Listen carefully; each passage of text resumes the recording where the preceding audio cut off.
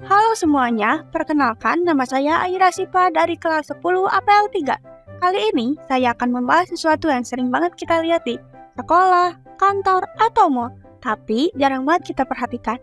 Yap, benda merah yang menempel di dinding itu namanya APAR, singkatan dari alat pemadam api ringan.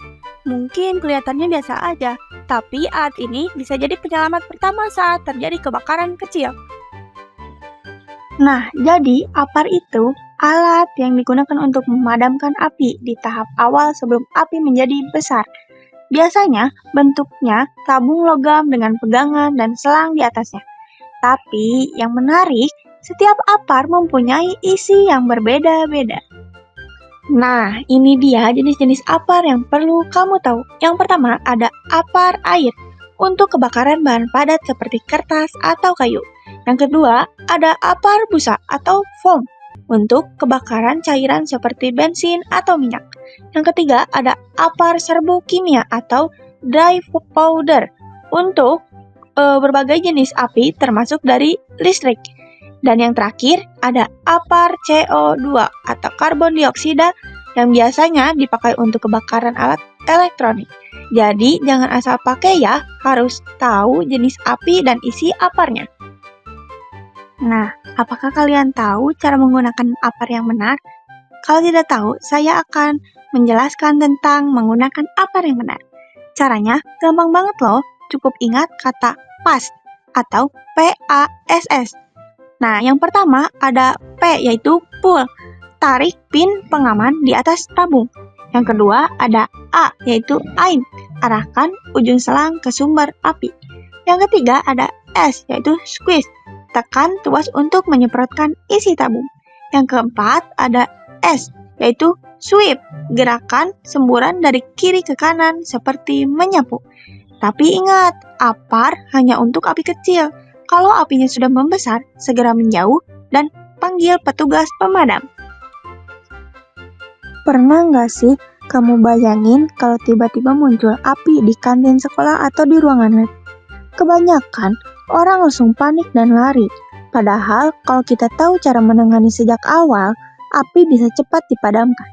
Nah, disinilah peran APAR jadi penting banget.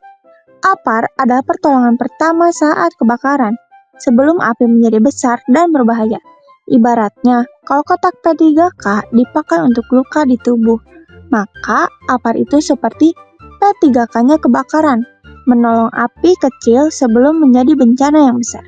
Karena itu, setiap orang perlu tahu di mana posisi APAR berada dan gimana cara makainya. Siapa tahu pengetahuan sederhana ini bisa menyelamatkan nyawa. Siapa yang baru tahu bahwa APAR juga harus dirawat loh. APAR harus dirawat secara rutin. Biasanya diperiksa setiap 6 bulan atau 1 tahun sekali. Pastikan tekanan di jarum indikator masih di zona hijau dan tidak ada kebocoran. Kalau tekanannya turun, berarti harus segera diisi ulang. Kesalahan umum dan tips aman. Kadang orang yang sudah tahu APAR pun masih salah menggunakannya. Ini beberapa kesalahan yang harus kamu hindari. Yang pertama, berdiri terlalu dekat dengan api. Jangan ya, itu bisa berbahaya. Jadi, jaga jarak sekitar 2 meter. Yang kedua, mengarahkan APAR ke bagian atas api. Padahal, seharusnya langsung ke sumbernya. Yang ketiga, lupa melepas pin pengaman. Jadi, APAR-nya nggak bisa keluar. Yang keempat, panik dan menyemprot ke segala arah tanpa fokus. Jangan ya, nanti menyebabkan kesalahan atau apinya tidak langsung mati. Jadi kuncinya cuma satu, tenang dan fokus. Api kecil bisa padam kalau kamu tahu langkah dan tetap berpikir jernih.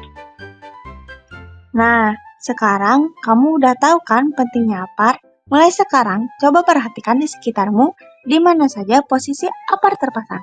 Karena siapa tahu suatu hari kamu bisa membantu saat keadaan darurat. Ingat, api bisa jadi teman kalau dikendalikan, tapi bisa berbahaya kalau dibiarkan. Jadi, yuk kenali APAR dan selalu siap hadapi api dengan tenang.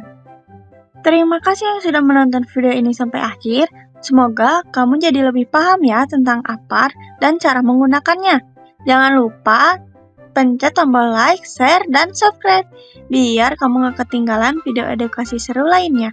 Sampai jumpa di video berikutnya dan tetap waspada terhadap bahaya kebakaran. Bye-bye.